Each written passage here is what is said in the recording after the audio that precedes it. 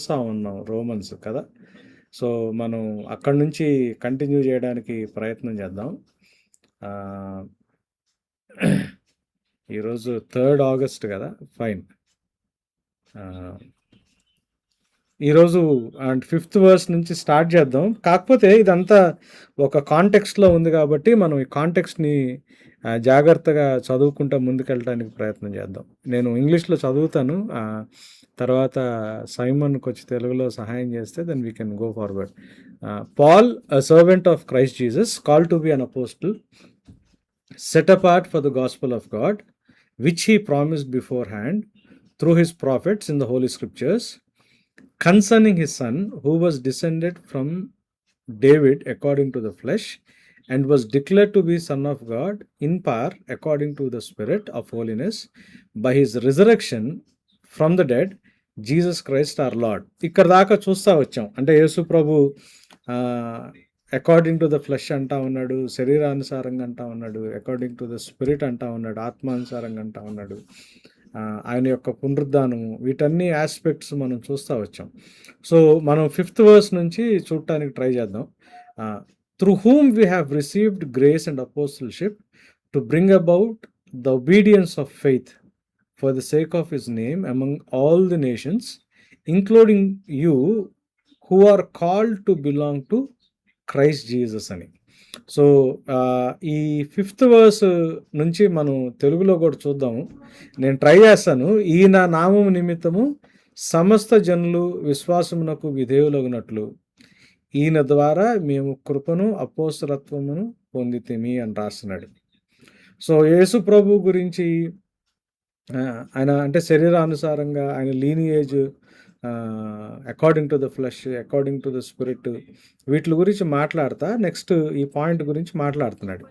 So మనం అంటే ఇది కొంచెం ఇంపార్టెంట్ థింగ్ ఈ 5th వర్స్. దీన్ని మనం కొంచెం ప్రాపర్గా బ్రేక్ డౌన్ చేయడానికి ట్రై చేద్దాం. నేను ఇండియన్ రివైజ్డ్ వర్షన్లో నుంచి కూడా చదువుతున్నా. ఇక్కడేమో ఇది 6th వర్స్లోకి వచ్చింది. ఈయన నామం నిమిత్తం అన్ని జాతుల ప్రజలు విశ్వాసానికి విధేయులయ్యేలా ఆయన ద్వారా మేము కృపా అపోస్తలత్వం పొందాము అని రాస్తున్నాడు. సో మనం దీన్ని ప్రాపర్గా బ్రేక్ డౌన్ చేయడానికి ట్రై చేద్దాం. ఈ 5th వర్స్. ఈ 5th వర్స్లో పాల్ రోమన్స్కి అసలు ఈ లెటరు అంటే ఎలా రాస్తున్నాడు అన్న పాయింట్ మనకి అక్కడ కనిపిస్తూ ఉంటుంది. అంటే జస్ట్ ఎ మినిట్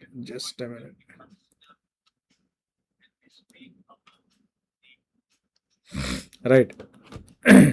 ఎందుకు రాస్తున్నాడు, ఏ ఏ అధికారంతో ఎలా రాస్తున్నాడు, ఎట్లాంటి అధికారంతో రాస్తున్నాడు అన్నది మనకు కనిపిస్తూ ఉంటుంది ఇది చదువుతున్నప్పుడు. త్రూ హిమ్ అని చెప్తా ఉన్నాడు. అంటే ఇది 4వ వచనంలో మనకేం కనిపిస్తుంది, యేసయ్య ప్రభు అంటే ఆయన ఒక రాజు, అభిషేకించబడిన రాజు అన్న పాయింట్. జీసస్ క్రైస్ట్ ఆర్ లార్డ్ అని రాస్తాడు కదా, మనకి ప్రభు, నేను ఆయనకి బానిస. సో దీన్ని బేస్ చేసుకుని కంటిన్యూ చేస్తున్నాడు. త్రూ హిమ్ అంటే it is through the risen exalted Jesus అని. ఎవరి ద్వారా అంటే పునరుద్ధానుడైన తండ్రి చేత హెచ్చించబడిన యేసు ప్రభు ద్వారా పౌలు గారు ఏమంటున్నాడు, that Paul has received his apostolic commission అని. ఆయనకి ఈ అపోస్టల్ అనే ఈ కమిషన్, ఈ బాధ్యత వచ్చింది త్రూ హిమ్ అంటే త్రూ జీసస్ క్రైస్ట్ అన్న మాటని ఆయన ఇక్కడ అక్నాలెడ్జ్ చేస్తూ ఉన్నాడు. సో ఇక్కడ మనం అర్థం చేసుకోవాల్సింది ఏంటి, పాల్ చేస్తున్న వర్క్, పాలు ఏ పని అయితే చేస్తున్నాడో ఇదేది కూడా పాలు యొక్క సొంత ఆలోచన కాదు, ఆయన ఓన్ ఇనిషియేటివ్ కాదు, లేదా ఈయనకి ఒక ఆర్గనైజేషను, ఒక సంస్థాగతమైన అసైన్మెంట్ కాదు. అంటే ఇప్పుడు మనం జనరల్గా ఇది ఎందుకు కాదు అని నేను చెప్పడానికి ప్రయత్నం చేస్తున్నానంటే this is how we actually work కదా. అంటే ఇప్పుడు అయితే మన ఓన్ బిజినెస్ లేకపోతే మన ఓన్ అప్రోచ్తో ఏదో చేస్తాం, లేదా మనం జాయిన్ అయిన ఏరియాస్లో లేకపోతే మనం అంటే మనం జాబ్ చేస్తున్న ఏరియాస్లోనో ఒక ఆర్గనైజేషను, ఒక ఇన్స్టిట్యూషను, వాళ్ళు మనకి ఇచ్చే రెస్పాన్సిబిలిటీని చేస్తాం. అయితే పాల్ ఏమంటే ఇది త్రూ హిమ్ అని ఎందుకు రాస్తున్నప్పుడు మనం అర్థం చేసుకోవాల్సింది ఏంటంటే, పాల్ చేస్తున్న వర్క్ ఆయన ఓన్ ఇనిషియేటివ్ కాదు, ఆయన సొంతగా చేయట్లేదు. ఆయనకి ఏది కూడా ఒక వ్యవస్థాగతమైన లేకపోతే ఒక ఆర్గనైజేషనల్ అసైన్మెంట్ కూడా కాదు. ఒక ఆర్గనైజేషన్ ఆయనకి అప్పచెప్పిన బాధ్యత కాదు. ఇది డైరెక్ట్గా క్రీస్తు ప్రభు యొక్క అధికారం నుండి ఆయనకు అప్పచెప్పబడిన బాధ్యత. ప్రభువు అయిన క్రీస్తు యాంటిసిడెంట్ మనకు కనిపిస్తూ ఉంటుంది వర్స్ 4లో. ప్రభువు అయిన క్రీస్తు ఆయన అధికారం ద్వారా, ఆయన అధికారాన్ని బట్టి, ఎవరా క్రీస్తు అంటే పునరుద్ధానుడైన క్రీస్తు, తండ్రి చేత హెచ్చించబడిన క్రీస్తు, ఆయన ద్వారా ఏం చేస్తున్నాడంట, అపోస్తలషిప్ అనేది ఆయన తీసుకుంటున్నాడు అన్న పాయింట్ మనకు అక్కడ కనిపిస్తుంది. అని ఏమంటున్నాడు through him and for his name sake. His name sake, ఆయన నామమును బట్టి అన్న మాట ఉంటుంది, అండ్ హిజ్ నేమ్ సేక్ అని. అయితే ఈ బైబిల్ లిటరేచర్ మనం చదువుతున్నప్పుడు, లేకపోతే బైబిల్ యొక్క భావజాలాన్ని, ఐడియాలజీని మనం చదువుతున్నప్పుడు, నేమ్ అన్నది కేవలం ఒక లేబుల్ కాదు. నామము అన్నది కేవలం ఒక లేబుల్ కింద ఉండదు. నామము అని మనకు బైబిల్ ఎప్పుడైతే మనం చదువుతుంటామో, that name represents a person's character, authority and reputation. ఎవరి నామాన్ని అయితే మనం తీసుకుంటున్నాము, ఎవరి నామాన్ని బట్టి, క్రీస్తు అనే నామాన్ని బట్టి, ఫర్ హీజ్ నేమ్ సేక్, ఆయన నామము కొరకు అంటున్నారు చూసారా. సో క్రీస్తు నామము కొరకు అంటే యేసు ప్రభు యొక్క క్యారెక్టరు, యేసు ప్రభు యొక్క అధికారం, యేసు ప్రభు యొక్క రెప్యుటేషన్, వీటిని బట్టి, వీటి నిమిత్తంగా, అంటే వీటిని బేస్ చేసుకుని దేవుడు ఆయనకిచ్చిన కమిషన్, ఆయనకిచ్చిన ఒక బాధ్యత. సో ఆయన ఎందుకు అట్లా చేస్తున్నాడు, దేన్ని బట్టి ఏం చేస్తున్నాడు అని అంటే, ఇది యేసు ప్రభు యొక్క స్వభావాన్ని, ఆయన క్యారెక్టర్ని, యేసు ప్రభు యొక్క అధికారాన్ని, యేసు ప్రభు యొక్క రెప్యుటేషన్ని బేస్ చేసుకుని, యేసు ప్రభు యొక్క అధికారం కింద ఇవ్వబడిన పని చేస్తున్న వాడిగా మనం గమనిస్తూ ఉంటాం. సో ఆయన సొంత పని చేసుకోవట్లేదు, ఆయన సొంత రాజ్యాన్ని ఆయన కట్టుకోవట్లేదు. మనకి ఈ పాయింట్ అర్థం కావాలా. So to work for his name sake అంటే అర్థం ఏంటి, క్రీస్తు ప్రభు నామము నిమిత్తము పనిచేయడం అంటే అర్థం ఏంటి అని అంటే, పాలు లెక్క ప్రకారం పాలు ఏం చెప్పడానికి ప్రయత్నం చేస్తున్నాడంటే, ఆయన పడుతున్న కష్టం అంతా ఉంది కదా, అంటే అపోస్తులుగా ఆయన చాలా కష్టపడాల్సి వస్తుంది. ఈ లేబర్ ఉంది చూసారా, అపోస్తులిక్ లేబర్, ఈ కష్టం అంతా కూడా క్రీస్తు ప్రభువుని మహిమపరచడానికి, క్రీస్తు ప్రభు నామ ఘనత కొరకు. ఎక్కడ అంటే అన్ని నేషన్స్లో, అమంగ్ ది నేషన్స్, సర్వలోకంలో, అన్ని రాజ్యాల్లో, అన్ని దేశాల్లో, అన్ని ప్రాంతాల్లో యేసు ప్రభు నామ ఘనత కొరకు, యేసు ప్రభు యొక్క మహిమ కొరకు, యేసు ప్రభు కొరకు ఏం చేస్తున్నాడు, ఆయన ఈ కష్టపడుతున్నాడు. So I'm working for his name sake అంటే, నేమ్ అనగానే మనకి ఇది గుర్తుండాలి. నేమ్ అంటే కేవలం లేబుల్ కాదు, మనకు ఓన్లీ నేమ్ అనేది ఒక ఐడెంటిఫికేషన్ మార్క్ మాత్రమే. మనం ఇక్కడ ఏం చేస్తాం, ఇప్పుడు ఇక్కడ ఒకళ్ళు జూమ్ యూజర్ అని ఉన్నారు, ఇంకొకళ్ళు షామీ 24094R అని ఉన్నారు, వాళ్ళు మనకెవరో తెలీదు. సో నేమ్ ఇప్పుడు నిస్సి సిస్టర్ ఉన్నారు, నిస్సి అనగానే అక్కడ నేమ్ అంటే it shows the identity of a person. ఇప్పుడు మన దాంట్లో జాయిన్ అయిన వాళ్ళు, ఇప్పుడు నేను వీళ్ళిద్దరి పేర్లు ఎందుకు చెప్పానంటే, వాళ్ళ ఐడెంటిటీ మనకు కనిపించలా. ఐడెంటిటీ కనిపించినప్పుడు మనం వాళ్ళని ఎవరిని ఐడెంటిఫై చేయలేం. సో మన కల్చర్లో name is primarily used for identification. కానీ బైబిల్లో దేవుని నామము అని మనం ఎప్పుడైతే చదువుతూ ఉంటామో, ఆ నామం అన్నది దేవుని యొక్క క్యారెక్టర్, దేవుని యొక్క స్వభావం, దేవుని యొక్క అథారిటీ, దేవుని యొక్క పాపులారిటీ అంటే రెప్యుటేషన్ అంటే దేవుని యొక్క దాన్ని ఏమంటారు ఘనత కోసం. సో పాలు వర్క్ చేస్తున్నదంతా కూడా దేవుడు అప్పచెప్పబడిన కమిషను. ఇదంతా కూడా దేవుని క్యారెక్టరు, దేవుని యొక్క అధికారాన్ని బట్టి దేవుణ్ణి ఘనపరచడానికి ఆయన కష్టపడతా, ఆయన ఈ శ్రమని తీసుకుంటా ఆయన వర్క్ చేస్తున్నాడు అన్న పాయింట్ని మనం ఇక్కడ చూస్తాం.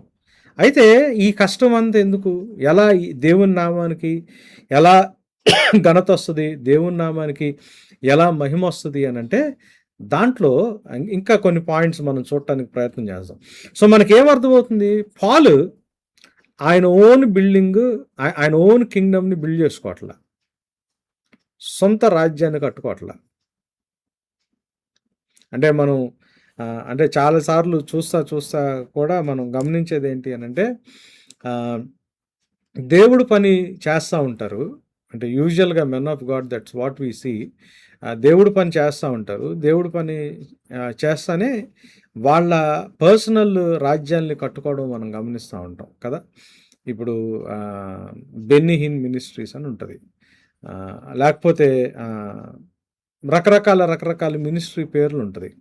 మినిస్ట్రీ పేర్లలో కూడా దేవుడు గురించి మాట్లాడతా, దేవుని వాక్యం గురించి మాట్లాడతా, దేవుని యొక్క ఆశ్చర్య కార్యాలను బట్టి మాట్లాడతా, దేవుని యొక్క కనికరాన్ని బట్టి మాట్లాడతా, దేవుని యొక్క కృప గురించి మాట్లాడతా. వ్యక్తిగతమైన ఎగ్జాల్టేషను, లేకపోతే వాళ్ళ యొక్క మినిస్ట్రీయో వాళ్ళు కట్టుకున్న రాజ్యం యొక్క ఎగ్జాల్టేషన్ కోసము పనిచేయడం మనం గమనిస్తూ ఉంటాం.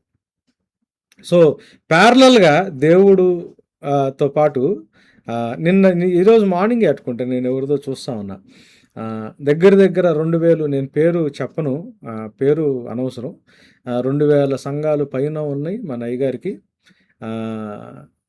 ఆ 2000 సంఘాల్లో చాలా ఎక్కువ మంది విశ్వాసులు ఉన్నారు. వాళ్ళు మన అయ్యగారికి డైరెక్ట్గా ఫోన్ చేసి మాట్లాడగలుగుతారు. యేసు ప్రభుతో మాట్లాడుతుంటే ఎలాంటి స్ఫూర్తి అనుభూతి వస్తుందో మన అయ్యగారితో మాట్లాడితే వాళ్ళకి అట్లాంటి స్ఫూర్తి అనుభూతి వస్తుందని మాట్లాడుతూ ఉన్నారు. నాకు చాలా అంటే ఇప్పుడు ఏం చేస్తున్నారు, దేవుని నామాన్ని, దేవుని రాజ్యాన్ని, దేవుణ్ణి మహిమపరచాలి అని, లేకపోతే దేవుని నామాన్ని హెచ్చించాలి అనే ఒక ఒక ఒక ఒక పని మొదలుపెట్టి ఏం చేస్తూ ఉంటారు అని అంటే మనుషులు వాళ్ళని వాళ్ళు సెల్ఫ్ ఎగ్జాల్ట్ చేసుకోవడం మొదలు పెడతారు. ఇందాకే మన క్లాస్ ముందు కూడా ఒక కాల్ వచ్చింది, అటు రాయలసీమ సైడ్ నుంచి ఒక పాస్టర్ గారు. ఆయన మెసేజ్లు వింటున్నానండి అని ఆయన, అంటే జనరల్గా మనకి పొగడ్తలు అంటే చాలా ఇష్టపడతాం కదా. ఆయన జనరల్ ఫస్ట్ టైం కాల్ చేశాడు, పొగుడుతూ ఉన్నాడు. ఆయన మాట్లాడుతున్నంతసేపు ప్రార్థన చేసుకుంటా ఉన్నా, ప్రభా కళ్ళు నెత్తికి ఎక్కకుండా సహాయం చేయి, ఇది ఏది కూడా నాది కాదు, ఆయన మాట్లాడుతున్నది ఏది నాది కాదు, ఐ డోంట్ డిజర్వ్ దిస్ అని నేను ఇమీడియట్గా ప్రార్థన, అంటే నేనేదో పెద్ద నీతిమంతుడిని కరెక్ట్ అని నేను చెప్పడానికి ప్రయత్నం చేయట్లా, కానీ ఇది మనకంటూ పేరు సంపాదించుకున్నాం రండి అనే భావజాలం మనకి జెనసిస్ 11లో కనిపిస్తుంది చూసారా. ఇది యూజువల్గా మనుషుల్లో కనిపిస్తుంది. రక్షించబడ్డారు, దేవుని చేత సరిచేయబడుతున్నారు అన్న అన్న అన్న అన్న అన్న వాళ్ళు ఎవరైనా ఉంటే వాళ్ళు సెల్ఫ్ ఎగ్జాల్టేషన్ పక్కన పెట్టేస్తారు, తగ్గింపు తను కనిపిస్తూ ఉంటుంది. సో పాలు రాస్తున్న దాంట్లో మనకు ఆ వర్సెస్లు మనం చూస్తూ ఉంటే మనకేం కనిపిస్తూ ఉంది, పాలు సొంత రాజ్యాన్ని కట్టుకోవట్లా, ఆయన సొంత దీన్ని ప్రమోట్ చేసుకోవట్లా. ఏషియా ఖండంలోని అతిపెద్ద సంఘం, లేకపోతే గొప్ప అభిషేక వరం ఉన్న దేవుజండు, ఇంటర్నేషనల్ స్పీకర్, అంతే కదా. ఇప్పుడు ఆంధ్రాలో తెలంగాణలో తెలుగులో మాట్లాడతాం, మనం ఢిల్లీ వెళ్ళి మాట్లాడితే హిందీలో మాట్లాడతాం, అమెరికా వెళ్ళి మాట్లాడితే ఇంగ్లీష్లో మాట్లాడతాం. ఏదైనా ఎక్కడైనా చెప్పేది ఒకటే కదా, గల్లీలో చెప్పినా, ఢిల్లీలో చెప్పినా, అక్కడ న్యూయార్క్లో మాట్లాడినా చెప్పే సువార్త ఒకటే, దేవుని గురించి మాట్లాడతాం కాదు, భాష మారుతుంది. అంతర్జాతీయ సువార్థికుడు అంటే కాన్సెప్ట్ ఏంటి, ఇంటర్నేషనల్ స్పీకర్ అంటే అర్థం ఏంటి? ఇప్పుడు గల్లీలో ఒక స్టాండర్డ్ ఆఫ్ సువార్త, ఢిల్లీలో ఇంకొక స్టాండర్డ్ ఆఫ్ సువార్త, అంటే అమెరికా వెళ్తేనో, ఇంగ్లాండ్ వెళ్తేనో, దుబాయ్ వెళ్తేనో వేరే లెవెల్ ఆఫ్ సువార్త ఉంటుందా? ఇంటర్నేషనల్ స్పీకరు అంటే అర్థం ఏంటి? అది సెల్ఫ్ ప్రమోషన్. Self promotion. ఎక్కడికి వెళ్ళినా మనం సిలువ వేయబడిన పునరుద్ధానుడైన క్రీస్తు ప్రభు గురించి మాట్లాడతాం. కమ్యూనికేషన్ చేసేటప్పుడు అక్కడోళ్ళకి అర్థమయ్యేటట్టు అక్కడోళ్ళ భాష మాట్లాడతాం. అక్కడోళ్ళ భాష మనకు రాకపోతే మనకు ఉన్న ట్రాన్స్లేటర్ని పెట్టుకుని మాట్లాడతాం. But that doesn't make us అంటే ఎనీవే గ్రేట్ కదా. సో పాల్ ఏం చేస్తా ఉన్నాడు, అన్లైక్ ఇప్పుడు మాలాంటి ఇప్పుడున్న ఇప్పుడున్న సేవకుల్లా కాకుండా ఆయన తన సొంత రాజ్యాన్ని కట్టుకోవట్లా, ఆయన తను తాను ప్రమోట్ చేసుకోవట్లా. ఆయన చేసేదంతా కూడా యేసు ప్రభుకి మహిమ కలిగేటట్టు యేసు ప్రభుకి దగ్గర ఆయన పరిచారకుడుగా పనిచేస్తా ఉన్నాడు. సో ఇది ఈ అండర్స్టాండింగ్ ఎందుకు అనంటే నేను మీకు ముందే చెప్పా, రోమన్ చర్చ్లో అంటే 2 గ్రూప్స్ ఉన్నాయి కదా. ఒకళ్ళేమో జూయిష్ కన్వర్ట్స్ ఉన్నారు, ఇంకొకళ్ళేమో జెంటైల్ కన్వర్ట్స్ ఉన్నారు. వీళ్ళిద్దరి మధ్యలో గొడవలు, వీళ్ళిద్దరి మధ్యలో టెన్షన్స్. గొడవ ఎప్పుడు వచ్చింది? తగ్గడం చేతగానప్పుడు, క్షమాపణ లేనప్పుడు. అంతే కదా. మనం కోపం రావడం వేరు. బైబిల్లో ఆ మాట ఉంటుంది, కోపపడు కానీ పాపము చేయొద్దు అన్న మాట ఉంటుంది. కోపం రావడం వేరు,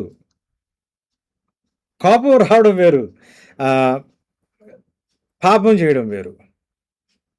దానికి ఏమని రాస్తాడు, మీ కోపాన్ని సన్సెట్ దాకా ఉండనీయొద్దు. అంటే ఎవరి మీద అయితే కోపం వచ్చిందో, కోపం యేసు ప్రభుకి కూడా వచ్చింది. సో కోపం రావడం పాపం కాదు.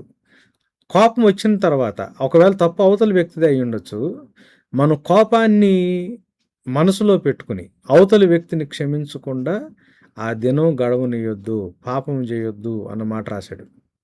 సో ఎందుకు వస్తుంది గొడవ అని అంటే, గొడవ రావడానికి ముఖ్య కారణం నా దృష్టిలో నేను రైట్ అన్న ఫీలింగ్ ఉన్నప్పుడు. సరే అవతలోడే నన్ను ఏదో మాట అన్నాడు అనుకుందాం, అవతలోడు నన్ను మాట అన్నగానే నాకు కోపం ఎందుకు వచ్చుద్ది? పట్టలేనంత కోపం ఎప్పుడు వచ్చుద్ది అని అంటే, అరే నన్ను ఏంటి వీడు ఇంత మాట అంటాడా అని. అంతే కదా. నన్ను ఎందుకు వీడు ఇంత మాట అంటాడు అని అంటే, నన్ను ఎందుకు వీడు ఇంత మాట అంటున్నాడంటే, నా దృష్టిలో నాకు నాకంటూ ఒక స్థానం ఉంటుంది, నాకంటూ ఒక ప్లేస్ ఉంటుంది. సో నా దృష్టిలో నేను కొన్నిట్లో కరెక్ట్ ఉంటా. అవతల వ్యక్తి నన్ను అన్నప్పుడు, ఇప్పుడు నాకంటే పర్ఫెక్ట్గా ఉన్నవాడు నా దృష్టిలో అదే దాని గురించి నన్ను తిట్టాడు అనుకోండి, నేను అంతకు ఫీల్ అవును. ఎప్పుడు ఫీల్ అవుతాను, నాకు ఎప్పుడు కోపం వస్తుంది? నా దృష్టిలో నాకంటే కొంచెం తక్కువ లెవెల్లో ఉన్నవాడు అన్న ఫీలింగ్ ఎవడి మీద అయితే నాకు ఉంటుందో వాడు నన్ను ఏమన్నంటే నాకు కోపం వస్తుంది. రెండోది గొడవ, కోపం కాదు, గొడవ కింద మారుతుంది. ఆ గొడవ ఎందుకు ప్రొలాంగ్ అవుతుంది? నాలో తగ్గింపు గుణం లేకపోతే ప్రొలాంగ్ అవుతుంది. ఆ గొడవ నేను అవతలి వ్యక్తిని క్షమించలేకపోతే ప్రొలాంగ్ అవుతుంది. ఎదుటి మనిషి మీద కష్టం లోపల పెట్టుకుంటే ప్రొలాంగ్ అవుతుంది. కానీ దేవుని చేత ట్రీట్ చేయబడేవాడు, దేవుడు ఎందరైతే క్రీస్తులో ఉంటారో వాళ్ళు నూతన సృష్టి, పాతవి గతించిపోయాను, ఇదిగో సమస్తము నూతనమైన అన్న మాట కనిపిస్తుంది కదా. సో ఎవరైతే యేసు ప్రభువులో ఉంటారో, ఎవరైతే ఆత్మచేత నడిపించబడుతుంటారో, వాడు పాపి అని, దేనికి పనికిరాని దేవుడు రక్షించుకున్నాడని ఆలోచన, లేకపోతే ఆ సత్యాన్ని ఎవరైతే మర్చిపోతారో, లేకపోతే ఆ సత్యం ఎవరికైతే తెలీదో వాళ్ళు ఆ కష్టాన్ని కొనసాగిస్తారు.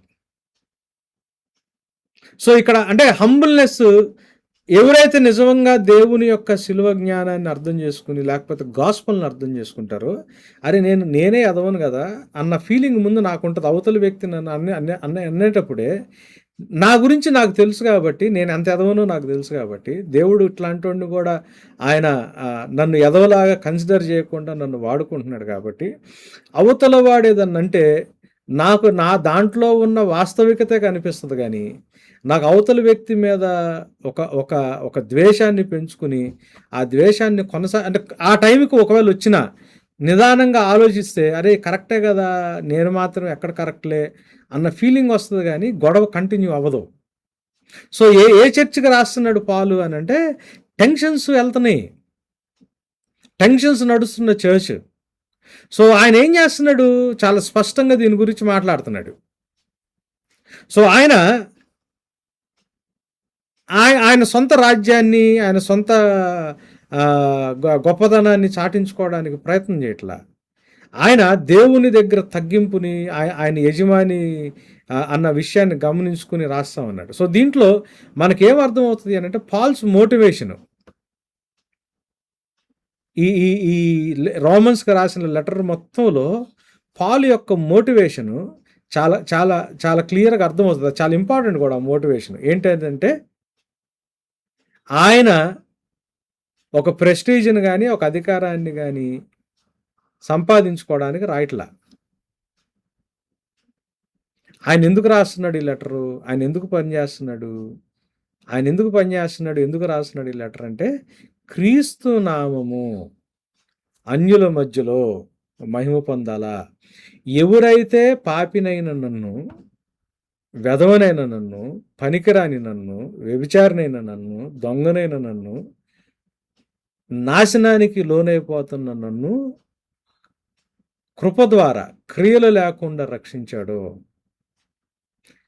ఆయన నామానికి ఎక్కడా కూడా అవమానం జరగకుండా ఉండటానికి, ఆయన నామం ఎరుగని అన్యజనుల మధ్యలో ఆయన నామం యొక్క ఘనత కొరకు ఆయన రాస్తున్నాడు. So that was the motivation. So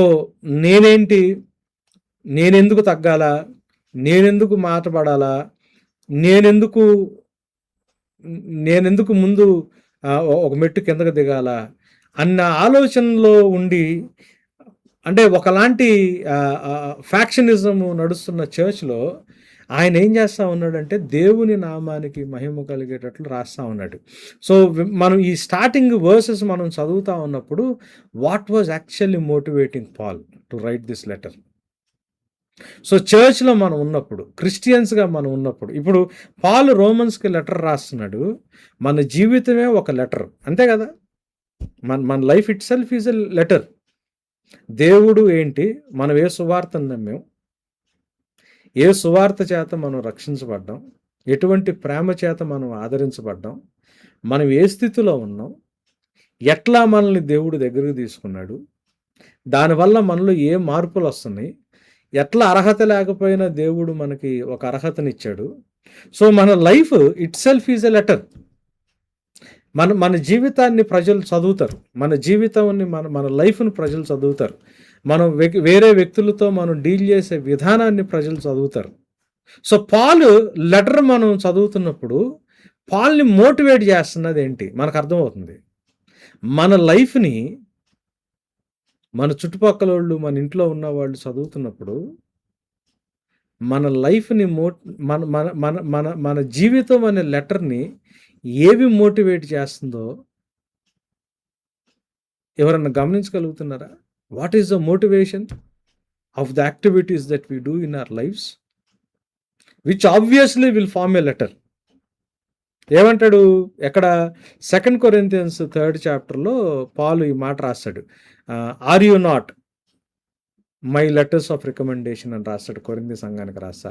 మీరు నా సిఫారసు పత్రాలు, నా రికమెండేషన్ లెటర్స్ మీరే కదా అంటాడు. అంటే విశ్వాసుల జీవితాన్ని పౌలు గారి మినిస్ట్రీకి ఒక రికమెండేషన్ లెటర్ లాగా ఆయన ఆయన ఆయన చూస్తాడు.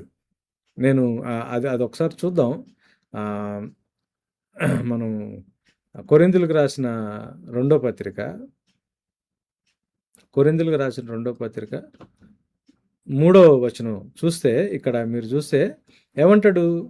Are we beginning to commend our selves again, or do we need as some do letters of recommendation to you or from you అని రాస్తే ఏమంటాడు? You yourselves are our letter of recommendation written on our hearts to be known and read by all అంటున్నాడు.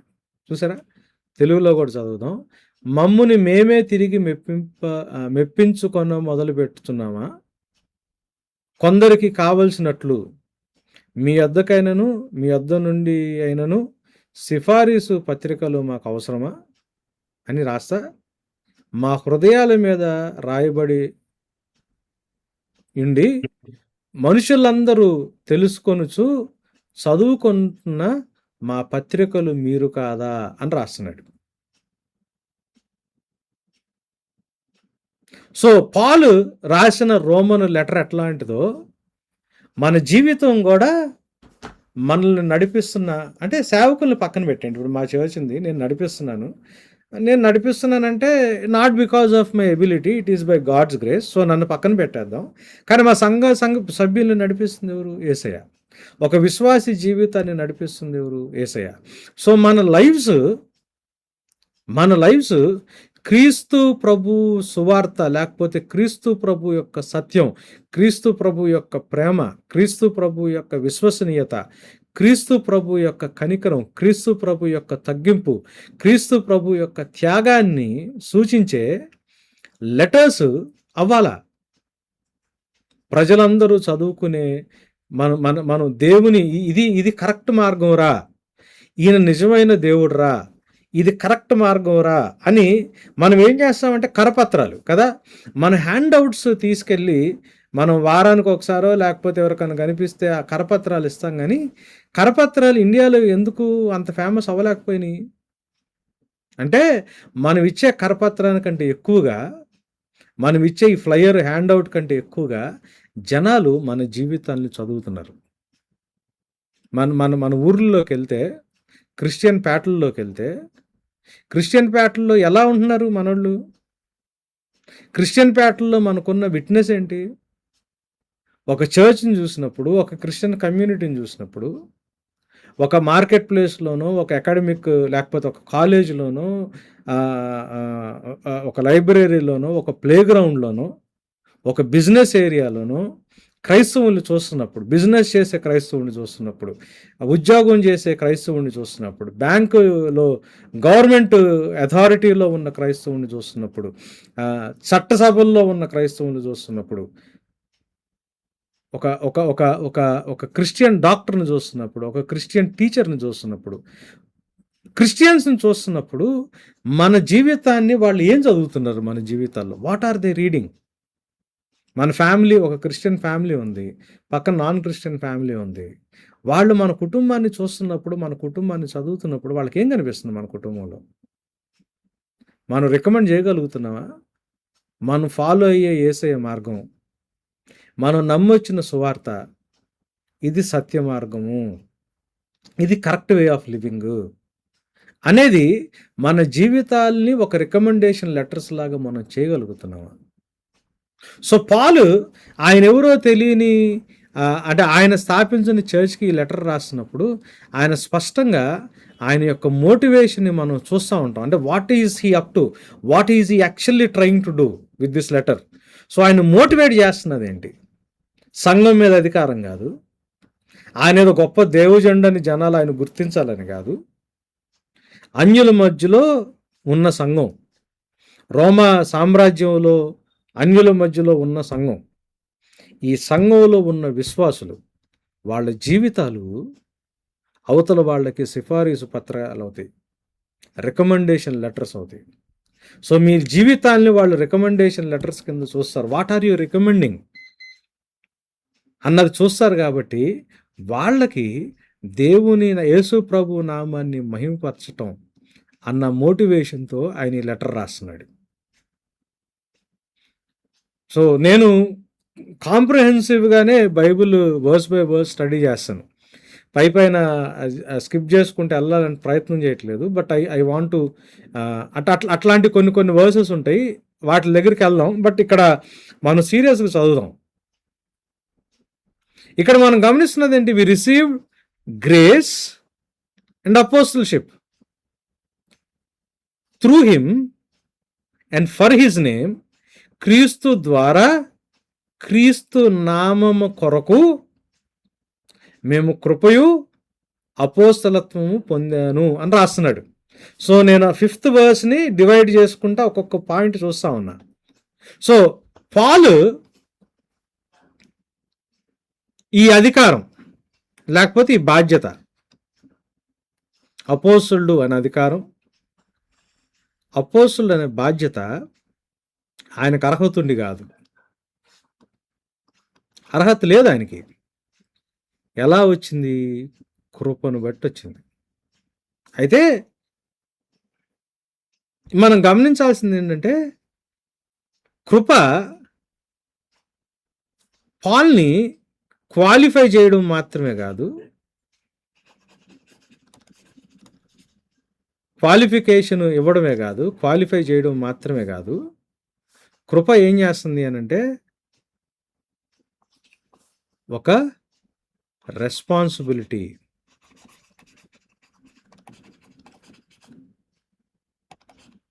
ఇస్తుంది. ఎప్పుడైనా కానీ అధికారం, authority is related to responsibility. ఇప్పుడు ఒక ఫ్యామిలీలో ఉందనుకోండి, దేవుడు పురుషుడికి అంటే భర్తకి అధికారం ఇస్తాడు. అంటే అర్థం ఏంటి? కుటుంబం మీద భర్తకి బాధ్యత ఎక్కువ ఉంటుంది. దాని మీనింగ్ అది. So who is the authority of the house అంటే హస్బెండ్.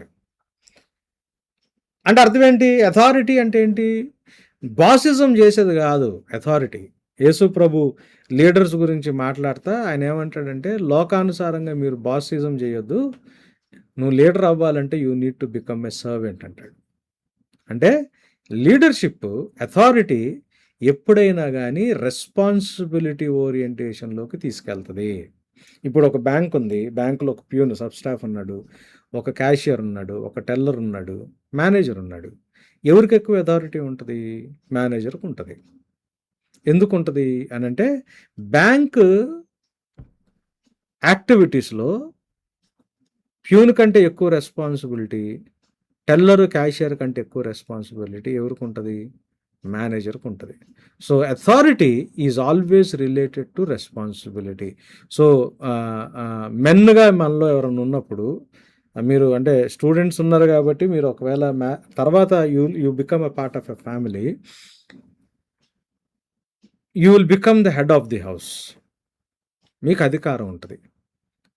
దాని అర్థం ఏంటి అని అంటే ఇంట్లో మీకు రెస్పాన్సిబిలిటీ ఉంటుంది. You are more responsible. ఇంటి గురించి ఏదైనా అకౌంటబిలిటీ దేవుడు అడగాలంటే ముందు, ఇప్పుడు ఆదాము అవ్వలు ఇద్దరు ఉన్నారు. సర్పం ఎవరితో మాట్లాడింది? అవ్వతో మాట్లాడింది. అంటే యాక్చువల్గా ఇద్దరితో మాట్లాడింది, కానీ కాయ కోసుకుని తింది ఎవరు? ఎందుకంటే అక్కడ ఉన్న మీకు గ్రామర్ అంతా కూడా ప్లూరల్ వర్బ్స్ ఉంటాయి. ఇప్పుడు సింగులర్ వర్బ్ అంటే ఈజ్ ఇట్లా ఉంటుంది కదా, ప్లూరల్ అంటే ఆర్ అని ఉంటుంది కదా, ప్లూరల్ వర్బ్స్ ఉంటాయి. అంటే serpent was actually speaking to both of them, Genesis 3లో. అయితే కాయ కోసుకుని తింది ఎవరు? ఫస్ట్ అవ్వ. తిని ఎవరికి ఇచ్చింది? ఆదాముకి ఇచ్చింది. దేవుడు అవ్వని అడిగాడా, ఆదాముని అడిగాడా? ఆదాముని అడిగాడు. ఎందుకు? ఆదాము ఇంటి యజమాని, అధికారి, అథారిటీ ఉంది కాబట్టి ఇంట్లో జరిగిన దానికి అకౌంటబిలిటీ ఎవరిని అడిగాడు తెలుసా?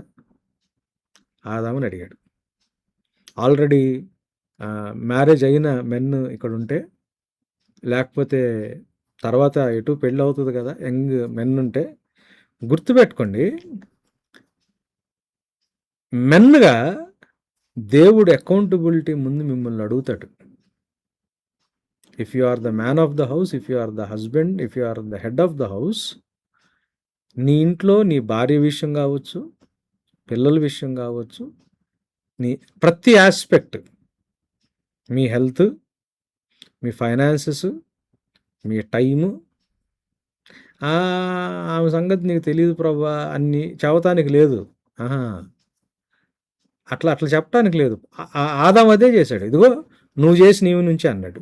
అంటే ఎవరి మీద వేయడానికి ట్రై చేశాడు? నాకు క్రియేటర్ గాడ్ ఆయన చేసిన ఈమె. అప్పుడు దాకా డ్యూయట్ పాడాడు. చెట్లు అమ్మడు, పుట్టలు అమ్మట, ఎముకలు ఎముక, మాంసంలో మాంసం అని డ్యూయట్ పాడాడు. డ్యూయట్ పాడినాడు. ఇమ్మీడియట్గా అంటే బ్లేమ్ గేమ్ చేస్తున్నాడు, అవతలోడి మీదకి అకౌంటబిలిటీ వచ్చేటప్పటికి షిఫ్ట్ చేస్తున్నాడు. గమనించండి,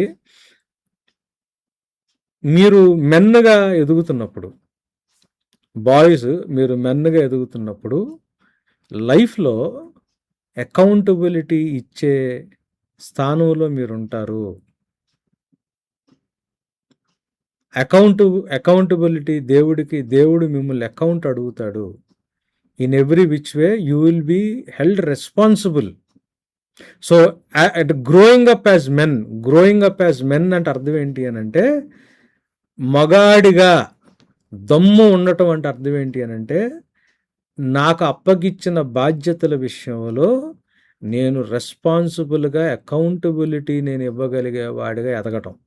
సో వాట్ ఈజ్ ఇట్ అంటే to grow as a man అంటే అర్థం ఏంటి అని అంటే, అకౌంటబిలిటీని భుజాన వేసుకుని బాధ్యత జవాబుదారీతనంలో ఎదగటం, మగాడిగా ఎదగటం, అది చాలా ఇంపార్టెంట్.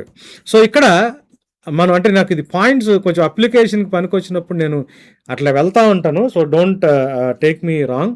సో ఇక్కడ మీరు గమనిస్తూ ఉంటే కృప క్వాలిఫై చేసింది. క్వాలిఫికేషన్ అనే కొంటే క్వాలిఫై చేసింది పాల్ని. ఉట్టి క్వాలిఫై చేసిందా అంటే, కృప ఉట్టి క్వాలిఫికేషన్ ఒక్కటే ఇవ్వదు, నిన్ను క్వాలిఫై చేసి నీకు ఒక రెస్పాన్సిబిలిటీ ఇస్తుంది. సో వెన్ మీకు కృప, మీ జీవితంలో దేవుడు కృప చూపిస్తున్నాడు అని అంటే అర్థం ఏంటి అని అంటే, దేవుడు మీ క్రియలతో సంబంధం లేకుండా, అర్హత లేకుండానే మిమ్మల్ని క్వాలిఫై చేస్తున్నాడు. క్వాలిఫై చేసి ఇక మీ ఇష్టం వచ్చినట్టు బతకంటారా అని చెప్పట్లా. క్వాలిఫై చేసిన తర్వాత మీకు బాధ్యత ఇస్తున్నాడు. క్వాలిఫై చేసిన తర్వాత మీకు బాధ్యత ఇస్తున్నాడు. సో ఇది చాలా ఇంపార్టెంట్.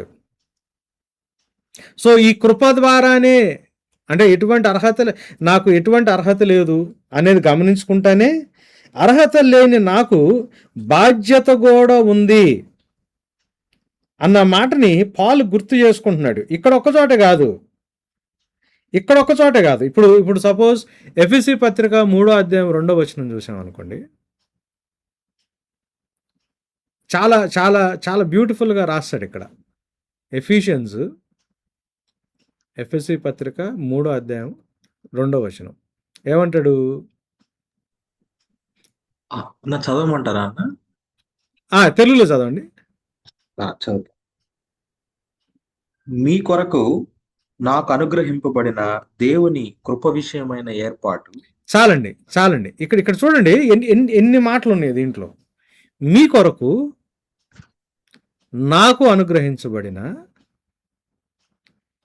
దేవుని కృపా విషయమైన ఏర్పాటు. The stewardship of God's grace that was given to me for you అన్నాడు. గాడ్స్ గ్రేస్ ఒక స్టీవర్డ్షిప్ క్వాలిఫై చేస్తుంది, కరెక్టే. కానీ కృప ఎప్పుడైనా కానీ నన్ను ఒక ఏర్పాటులో ఒక అకౌంటబిలిటీ ఇచ్చే ఒక గృహ నిర్వాహకత్వంలోకి నన్ను నడిపిస్తుంది. సో కృప మెరిట్ లేకుండా నన్ను యాక్సెప్ట్ చేస్తుంది. కృప ఎటువంటి అర్హత లేకుండానే నన్ను దగ్గరికి చేర్చుకుంటుంది అని మీరు ఫుల్ స్టాప్ పెట్టుకుంటే పొరపాటు. ఫుల్ స్టాప్ పెట్టకూడదు. అర్హత లేకుండానే అన్మెరిటెడ్గా నాకు ఫేవర్ చూపించి, నాకు అవకాశం ఇచ్చి, నన్ను ఒక ఏర్పాటులో, ఒక గృహ నిర్వాహకత్వంలో, ఒక బాధ్యతలో, ఒక జవాబు ఇచ్చే ఒక రెస్పాన్సిబుల్ పొజిషన్లోకి నన్ను పెడుతుంది. అది ఎవరి విషయంలో అకౌంటబిలిటీ? ఒకళ్ళ గురించి మనకు ఒకళ్ళు ఇంకొకళ్ళు అప్పచెప్పుతుంది ఒక బాధ్యత. సో ఏమంటాడు? మీ కొరకు నాకు అనుగ్రహించబడిన కృప విషయమైన ఏర్పాటు. సో పాలు దగ్గరికి దేవుని కృప వచ్చింది. పాలు క్రియలతో సంబంధం లేకుండా, పాలుకి అర్హత లేకుండా పాలు విషయంలో దేవుని కృప వచ్చింది. కృప వచ్చి ఏం చేసింది? పాలుకి ఒక బాధ్యత ఇచ్చింది.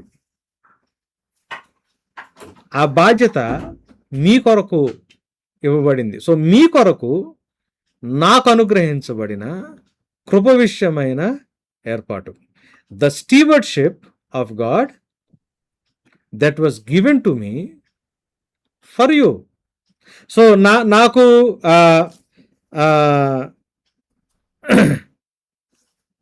నాకు కృప వచ్చింది అనంటే, దేవుని అనుగ్రహం నా దగ్గరకు వచ్చింది అనంటే, అది ఎవరో ఒకళ్ళ విషయంలో బాధ్యత ఉంది కాబట్టి దేవుడు, అంటే నాకు కృపను అనుగ్రహించి ఇంకొకళ్ళ యొక్క బాధ్యత నాకు అప్పచెప్పి నన్ను ఒక ఏర్పాటులోకి, ఒక ఒక ఒక ఒక ఒక ఫ్రేమ్వర్క్లోకి, ఒక రెస్పాన్సిబుల్ ఫ్రేమ్వర్క్లోకి తీసుకొస్తాడు. సో పాలు దీన్ని చాలా జాగ్రత్తగా ఇక్కడ రాస్తున్నాడు. సో మనం ఇది చూస్తూ ఉన్నప్పుడు పాలుకి కృప వచ్చింది. ఆ కృపతో పాటు అపోస్తులకి అథారిటీ వచ్చింది, అంటే అపోస్తులకి రెస్పాన్సిబిలిటీ వచ్చింది, అపోస్తులు అన్న బాధ్యత వచ్చింది. ఆ రెస్పాన్సిబిలిటీ కోసం బట్టి ఆయన ఏం చేస్తున్నాడు? లేబర్, కష్టపడుతున్నాడు.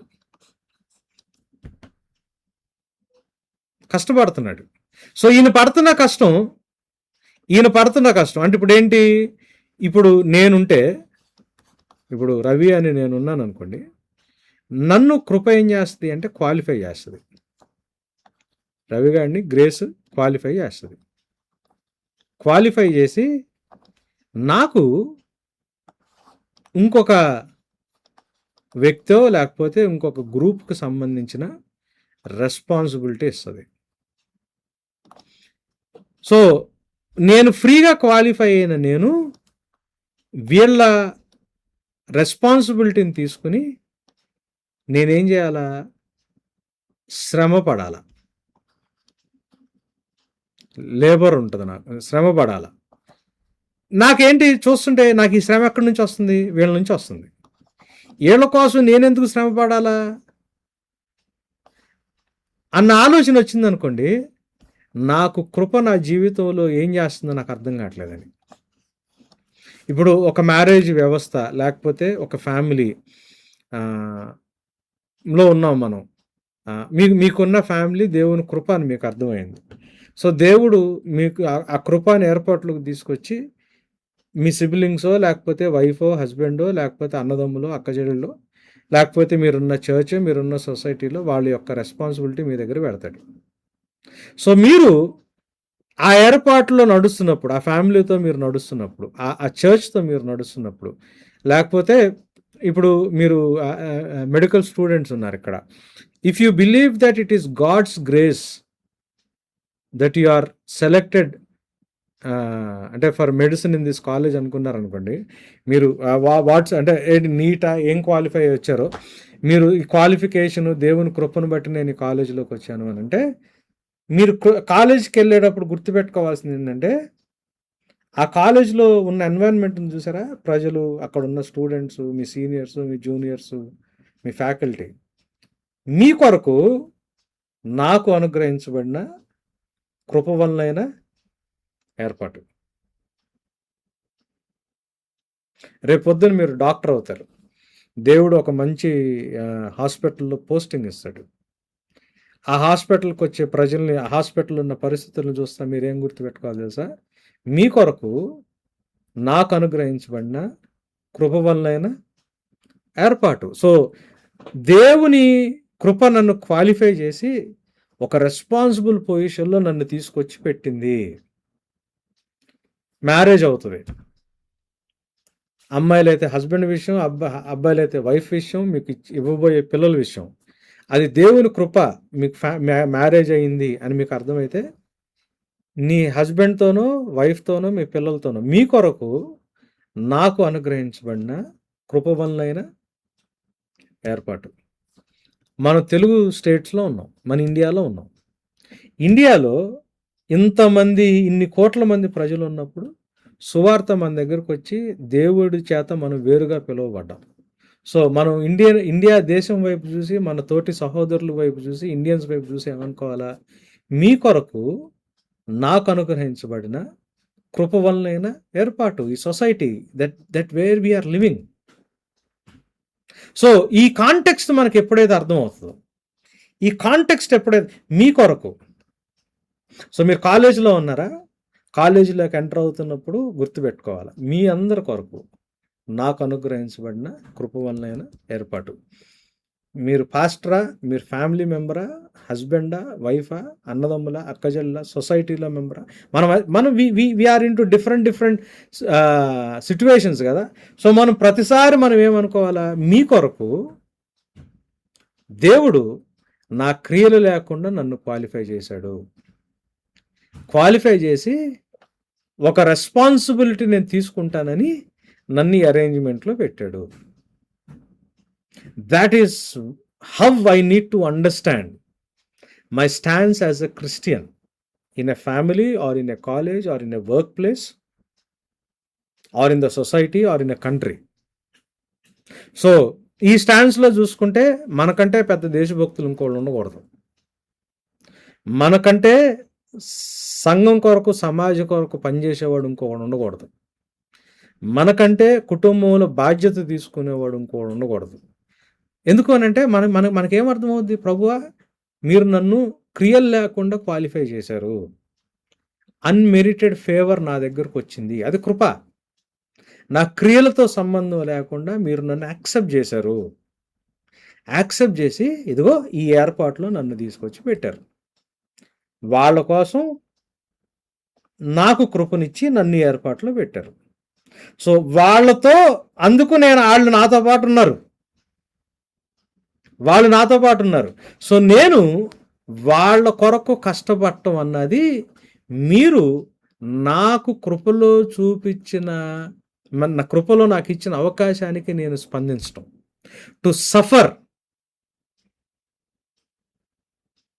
అందుకే సఫరింగ్ క్రిస్టియన్ లివింగ్లో ఒక ఎసెన్షియల్ పార్ట్. మీరు గమనిస్తూ ఉంటే మోసెస్ దేవుడుకి మధ్యలో డిస్కషను ఇదే, ప్రభా నేనేమన్నా అలా కన్నానా, నాకేంటి తలనొప్పి. మోసెస్ని దేవుడు క్వాలిఫై చేశాడు మెరిట్ లేకుండా. ఎందుకు? ఇజ్రాయేలీల్ని బయటికి తీసుకురావడం కొరకు. ఇజ్రాయేలీల కొరకు మోసెస్కి దేవుని కృప వలన ఏర్పాటు ఏంటి? మాట వినని ఇజ్రాయేలీల దగ్గరికి వెళ్ళి, మాట వినని ఇజ్రాయేలీల్ని ఒప్పించి, అసలు మాట వినని ఫరో దగ్గరికి వెళ్ళి, అసలు మాట వినని ఫరోను ఒప్పించి, భయంకరమైన డిజొబీడియంట్ బానిసత్వంలో, ఇబ్బందుల్లో, మొరాలు ఏమీ లేకుండా ఒక ఇన్ఫీరియారిటీ కాంప్లెక్స్లో ఉన్న ఇజ్రాయేలీని నడిపించేది దేవుడికి, పాల్కి దేవుడు చేసిన కృప వలనైనా ఏర్పాటు. ఏమంటాడు అప్పుడు? అంటే పాలు లెక్క ప్రకారం మోసెస్ ఏమనాలా? ఇజ్రాయేల్ లేలారా, మీ కొరకు నాకు అనుగ్రహించిన కృప వలనైన ఏర్పాటు. సో కృప వలనైన ఏర్పాటులో స్ట్రగుల్ ఉంటుంది. అవతలి వ్యక్తి కోసం మనకి కృప వచ్చింది, అవతలి వ్యక్తి కొరకు నాకు ఏర్పాటు వచ్చింది. సో అవతలి వ్యక్తి కొరకు నాకు ఏర్పాటు వచ్చినప్పుడు అవతలి వ్యక్తిలో ఉన్న ఇబ్బందులు, అవతలి వ్యక్తిలో ఉన్న నెగటివ్స్, అవతలి వ్యక్తిలో ఉన్న తప్పులు, అవతలి వ్యక్తిలో ఉన్న ఇష్యూస్ని నేనేం చేయాలా? ఓర్చుకుని, ఎందుకంటే ఇది కృపలో నాకు ఇవ్వబడిన ఏర్పాటు, ఇది నా స్టీవర్డ్షిప్, ఇది నా బాధ్యత. సో నేను కష్టపడతా, నాకు అప్పగిచ్చిన పనిని నేను కొనసాగించాలి. సో ఇది ఎవరికి రాస్తున్నారు? చర్చ్లో, రోమన్ చర్చ్లో వీళ్ళందరికీ కృపలో ఇట్లాంటి ఏర్పాటే వచ్చింది. కానీ ఆ విషయం మర్చిపోయారు వీళ్ళు. మర్చిపోయి ఏం చేస్తున్నారు? మనుషుల మధ్యలో గ్రడ్జెస్ మొదలైనవి, మనుషుల మధ్యలో టెన్షన్ మొదలైంది, మనుషుల మధ్యలో గొడవలు మొదలైనవి. కృప వలన ఏర్పాటు, అకౌంటబిలిటీ దగ్గర వాళ్ళు they are following short of their accountability and their responsibility. So Paulu ఎసెన్షియల్గా ఎలిమెంట్స్ అన్ని దీంట్లో సమకూర్చుకుంటూ రాస్తున్నాడు. దీంట్లో సమకూర్చుకుంటూ రాసుకుంటూ వస్తున్నాడు. సో ఆయన నిజస్థితి ఏంటి? ఇది for I'm least of the apostles అన్నాడు 1 Corinthians 5:59లో. Unfit to be called an apostle. అపోస్టల్గా పిలువబడటానికి కూడా నేను అన్ఫిట్. ఎందుకంటే నేను చర్చ్ని పర్సిక్యూట్ చేసినోడిని. But by the grace of God I'm what I'm. నేను ఇప్పుడు ఏమై ఉన్నానో అది దేవుని కృపను బట్టి. నేను లీస్ట్ ఆఫ్ ద అపోస్టల్స్, అపోస్టలందరిలో కంటే అధముణ్ణి. అసలు అపోస్టల్గా పిలువబట్టడానికే నేను అన్ఫిట్. కానీ నా దగ్గర కృప ఎందుకు వచ్చింది? మీ కొరకు వచ్చింది. సో కృప పొందుకునే ప్రతి ఒక్కళ్ళు ఈ పాయింట్ని ఆలోచించడానికి ప్రయత్నం చేయాలా?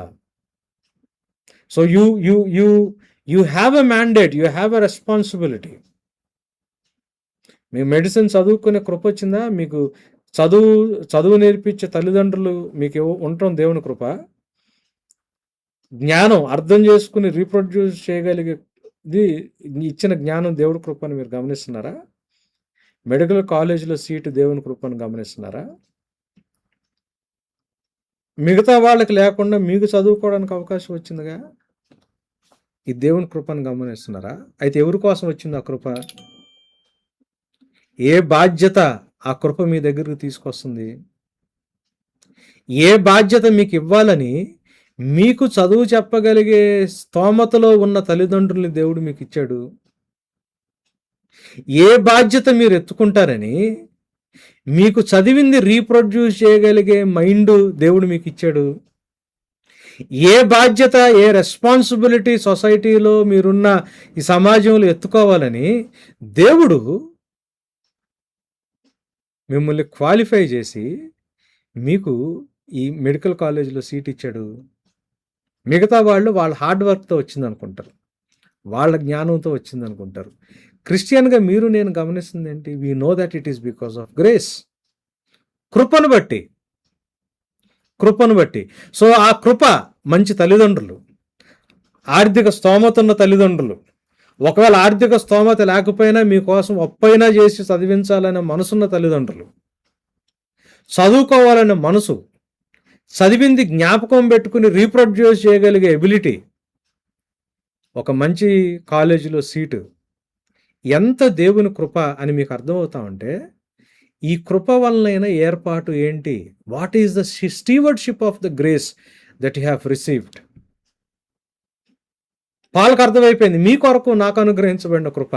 మీకు వచ్చిన కృప ఎవరి కోసం? That is where you need to look at.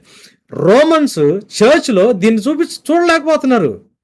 దేవుని కృప వచ్చిందని వాళ్ళకి అర్థమవుతుంది, కానీ పక్కనోళ్ళని సహించలేకపోతున్నారు, పక్కనోళ్ళ గురించి ఆలోచించలేకపోతున్నారు, పక్కనోళ్ళ బాధ్యతలు తీసుకోలేకపోతున్నారు, పక్కనోళ్ళ తప్పులుంటే సహించలేకపోతున్నారు, పక్కనోళ్ళని చేర్చుకోలేని పరిస్థితుల్లోకి వెళ్తున్నారు.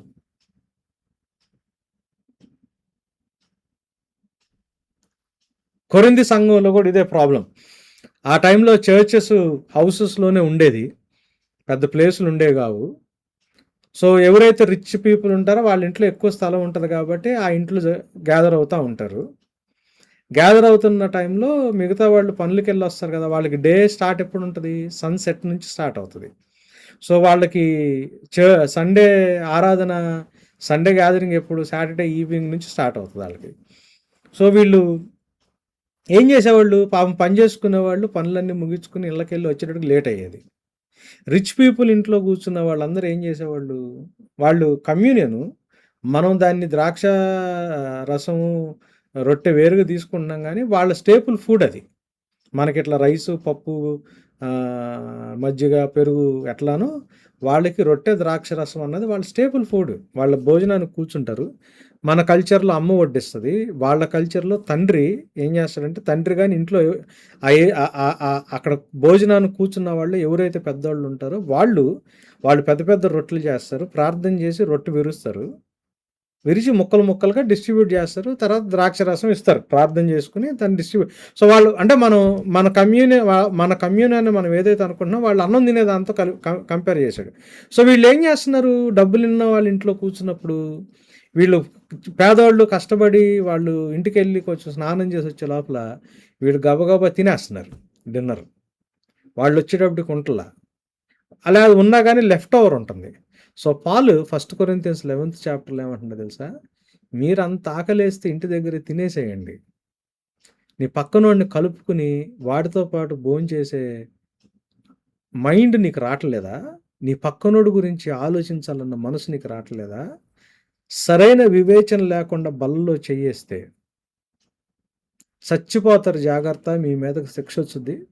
అందుకే చాలామంది నీరసంగా ఉన్నారు, చాలామంది చనిపోయి ఉన్నారు మనలో అని రాస్తాడు 1 కొరింథియన్స్ 11లో. నీ తోటివాడి గురించి నీకు ఆలోచన లేకుండా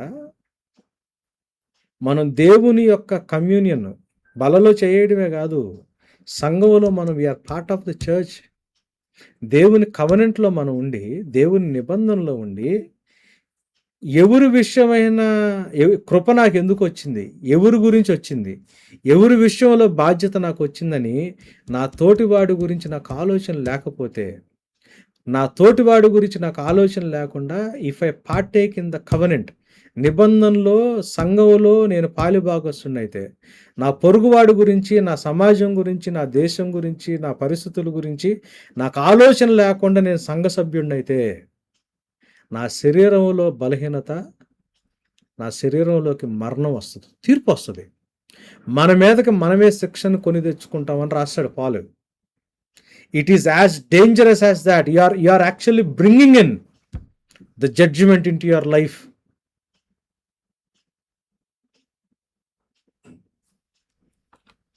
ఎవరన్నా మాట్లాడతారా? How serious things we are discussing ఇక్కడ. పాలు రియలైజ్ అయింది, మనం ఎంతవరకు రియలైజ్ అవుతున్నాం? పాలు నేను ఒక్క వర్స్ మీద కూర్చుని ఉండొచ్చు, బట్ అట్లానే కూర్చుంటున్నా. మీ కాలేజీని కృప వల్లైన ఏర్పాటు అని ఎంతమంది గమనిస్తున్నారు? మీ ఫ్యామిలీని కృప వల్లైన ఏర్పాటు అని ఎంతమంది గమనిస్తున్నారు? ఆ ఫ్యామిలీలో ఉన్న వాళ్ళ కొరకు నాకు అనుగ్రహించబడిన కృప వల్లైన ఏర్పాటు, ఆ కాలేజీలో ఉన్న మిగతా వాళ్ళ కొరకు నాకు అనుగ్రహించబడిన కృప వల్లైన ఏర్పాటు, ఈ దేశంలో ఉన్న మిగతా ప్రజల కొరకు నాకు అనుగ్రహించబడిన కృప వల్లైన ఏర్పాటు, ఈ రాష్ట్రంలో ఉన్న మిగతా ప్రజల కొరకు నాకు అనుగ్రహించబడిన కృప వల్లైన ఏర్పాటు. That is the reason why grace came into my life.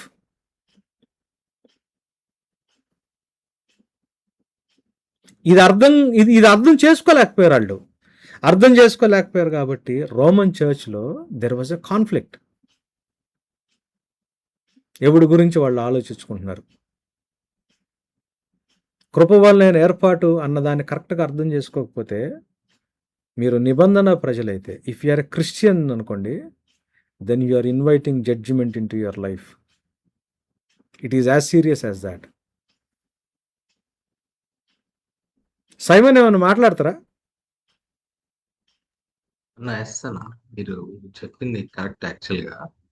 ఎందుకంటే ఇవి ఉన్నప్పుడు, ఈ ఐడియా, మీరు చెప్పిన ఐడియా ఉన్నప్పుడే, లేదా ఈ యాటిట్యూడ్ ఉన్నప్పుడే సెల్ఫిష్ అంబిషన్స్ ఉండవు అన్నమాట. ఈవెన్ జాబ్ తెచ్చుకునే విషయంలో కానీ, తర్వాత మామూలుగా చూస్తా ఉంటే బయట, అంటే నేను ఒక అబ్జర్వ్ చేసిన దాన్ని బట్టి చెప్తున్నాను, క్రిటిక్ చేయడం అని కాదు. ఎక్కువ మంది మెడికల్ సైడ్ ఉండే వాళ్ళు కొంచెం, ఈవెన్ మీరు హాస్పిటల్కి వెళ్ళినప్పుడు కూడా చూస్తూ ఉంటాం మనం, అంటే డబ్బులే ప్రైమరీగా. సో ఆ యాటిట్యూడ్స్ మారుతాయన్న. ఇప్పుడు మీరు చెప్పిన వర్స్ అర్థం చేసుకుంటే, సెల్ఫిష్ అంబిషన్స్ కాదు, ది గ్రేస్ వల్ల వచ్చిన రెస్పాన్సిబిలిటీ అని గుర్తిస్తాం. అందుకనే మిషనరీ డాక్టర్ ఉండేవాడు ఇంతకుముందు. అవును, మిషనరీ స్కూల్స్ ఉండేవి. అది. సో చర్చ్ ఉండేది, స్కూలు ఉండేది, ఇటు హాస్పిటల్ ఉండేది. సో మిషనరీ డాక్టరు ఖచ్చితంగా ఆయన పాస్టర్ అవ్వాల్సిన అవసరం లేదు. ఆయన వర్క్, ఆయన మిషనే డాక్టర్. అవును. సో సో అట్లాగా ఈ కృప వల్ల వచ్చిన ఈ స్టీవార్డ్షిప్ ని వాళ్ళ చెప్పాలంటే వాళ్ళ విషన్ వాళ్ళ మిషన్ కనెక్ట్ అయి ఉంటది. That's what. ఓకే కదా, నేను చాలా కాంప్రహెన్సివ్గా వెళ్ళటానికి ట్రై చేస్తున్నా. ఓకే అన్న. పైన వెళ్ళటం నాకు ఇష్టం లేదు బేసికల్గా. ఓకే అన్న, మీ ఇష్టం. యాక్చువల్గా ఈరోజు నేను వీడియో ఆన్ చేసుకోలేకపోయాను అన్న, కొంచెం నాకు నెట్వర్క్ ఇష్యూ ఉంది. పర్లేదు పర్లేదు పర్లేదు పర్లేదు, యువర్ వాయిస్ ఈజ్ ఇనఫ్. ఆ, అది చెప్పారు కదా. ఇంకెవరన్నా క్వశ్చన్స్ దీని గురించి, ఎవరన్నా మీ రిఫ్లెక్షన్స్, మీకు అర్థమైన పాయింట్ ఏదన్నా మాట్లాడితే బాగుంటుంది. హలో అంకుల్, అదే మనం ఎప్పుడు కృప గురించి ఆలోచించినప్పుడు, గ్రేస్ గురించి ఆలోచించినప్పుడు, కృప వల్ల మమ్మల్ని, అంటే నీ కృపను బట్టి నన్ను క్షమించు, లేకపోతే నీ కృపను బట్టి నాకు బ్లెస్సింగ్ తోనో, లేకపోతే ఇట్లాగా మన ఓన్ వాటి గురించి ఆలోచించడానికి, ఇందాక సైమన్ గారు చెప్పినట్టు సెల్ఫిష్ అంబిషన్స్ గురించే మనం ఆలోచిస్తూ ఉంటాము. But we never think about the responsibility that is coming after. అంటే అప్పుడు మనం సగమే, we only speak about the qualification that brings, that grace brings, but not about the responsibility. అంటే ఇప్పుడున్న చర్చ్ సిచ్యువేషన్ ని చూసినప్పుడు, రీసెంట్ టైమ్స్ లో చూసిన న్యూస్ ని బట్టి కూడా, చర్చ్ గా మనము కృప గురించి ఏ విధంగా మాట్లాడుతున్నామా అని క్వశ్చన్ నాకు అనిపిస్తా ఉండింది. అంటే ఇప్పుడు ఆల్రెడీ క్రిస్టియన్స్ గా ఉన్న వాళ్ళందరూ వెనక్కి వెళ్ళిపోతున్నారు కదా, రీసెంట్ న్యూస్ లో చూసినప్పుడు. సో మనం ఏం అర్థం చేసుకున్నాము దీన్ని బట్టి, బైబిల్ ని లేదా దేవుని కృపని మనము ఎందుకు రెస్పాన్సిబిలిటీ తీసుకోలేదు? దాన్ని బట్టే కదా ఇప్పుడు క్రిస్టియానిటీ ఈ విధంగా మాట్లాడుకుంటున్నారు, క్రైస్తవుల గురించి కానీ, చర్చ్ గురించి కానీ, లేదా అందరి గురించి ఎందుకు, నా గురించి కానీ, నేను నా ఫ్రెండ్స్ విషయంలో కానీ, నేనున్న ఏరియాలో రెస్పాన్సిబిలిటీ తీసుకోలేకపోవడం వల్లే కదా వాళ్ళు ఇంకా దేవుని తెలుసుకోలేకపోతున్నారు అని నాకు అనిపించింది కదా. సిలువ మనల్ని రక్షించిన తర్వాత సిలువ గోడ మీదకి వెళ్ళదు, సిలువ భుజం మీదకి వచ్చుద్ది.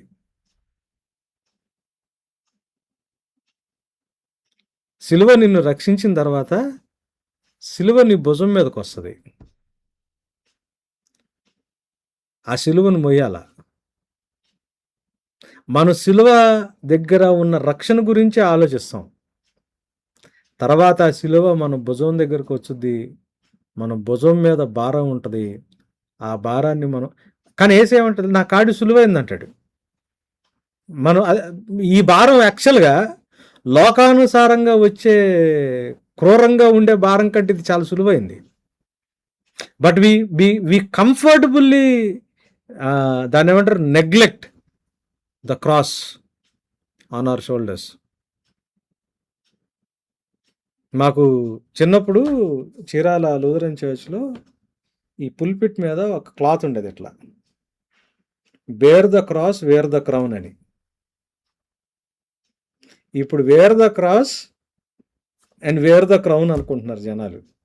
బేర్ ద క్రాస్ అన్న మాట పోయింది. We only wear cross, we don't bear cross.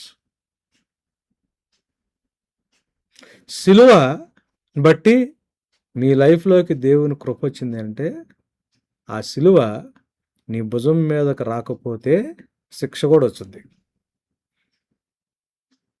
యేసు ప్రభు నిన్ను నువ్వు ఉపేక్షించుకుని సిలువనెత్తుకుని నన్ను వెంబడించన్నాడు.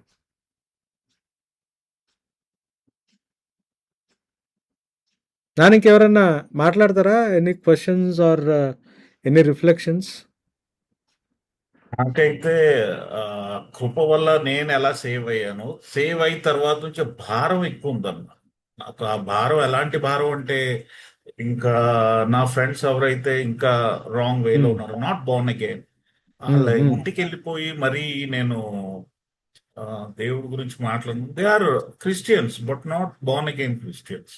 ఇంకా ఫిల్త్ లోనే ఉంటున్నాం మనం. ఇందాక మీరు అంటున్నారు కదా, మన ప్యాటర్న్లో కానీ మన సొసైటీలో కానీ క్రిస్టియన్స్ అంటే ఒక డిఫరెంట్ కైండ్ ఆఫ్ క్రిస్టియన్స్ గురించి నేను మాట్లాడుతాను, ఫర్ నేమ్ సేక్ క్రిస్టియన్స్ అన్న. సో నా భారం అంతా నా ఫ్యామిలీలోనే ఉన్నారు. నా ఫ్యామిలీ పాస్టర్స్ ఎవరు లేరు, బట్ నేనే ఫస్ట్ అనుకుంటున్నాను అన్న. అంటే మా నానమ్మ తాతగారు ఎంత ప్రేయర్ఫుల్ గా ఉండేవారో, ఆ తర్వాత మా నాన్నగారితో సహా అందరూ జనరేషన్ రాంగ్ రాంగ్ ట్రాక్. ఆ తర్వాత మేము రాంగ్ ట్రాక్. అందరూ వెల్ ఎడ్యుకేటెడ్, అందరూ మా నాన్నగారు ఎయిర్క్రాఫ్ట్ ఇంజనీర్, అలాగే అందరూ పెద్ద పెద్ద మంచి మంచి jobs but unfortunately we were living in filth. అదైతే నేను చెప్పగలను. So when I came out of that, ఆ సీరియస్నెస్ ఏంటి, లైఫ్ అంటే ఏంటి, ఆ దేవుని కృప ఎలాంటి కృప అంటే దానికి కన్నీరే వస్తుందన్న. ఏదైనా పాస్ట్ గుర్తొస్తే కన్నీరే వస్తుందన్న, రిగ్రెట్ అవుతా ఉంటాను. But I'm very happy that I got save. So అందుకనే ఈ ఆనందం అందరికి పంచాలి అని నేను మీరు ఇందాక చెప్తుంటే I'm very much following in love అన్నమాట విత్ రోమన్స్ అంటాను నేనైతే. ఎందుకంటే ఒక్కొక్క వర్డ్ మీరు ఎక్స్ప్లెయిన్ చేసే విధానం really I feel very happy, very Glory privileged to God. అంటానన్నా నేను. Glory to God. నా విక్రమ్ గారు మాకు ఫెలో, అది క్లాస్మేట్ లాగా అనమాట. అంటే థియాలజీ క్లాస్ లో అన్న కూడా జాబ్ వాలంటరీగా ఇచ్చేసి వచ్చినట్టు చెప్పారు. అంటే అన్న చెప్తా ఉన్నారు మంచి, అంటే very passionate believer. Beautiful, beautiful. నాన్న, I think we're running short of time కదా. అదే అన్న 1 hour అయింది. మీరు రిఫ్లెక్షన్స్ అన్నారని నేను ఆగున్నా. యా యా ఇంకెవరన్నా మాట్లాడతారా? క్వశ్చన్స్ ఏమైనా ఉన్నాయేమో.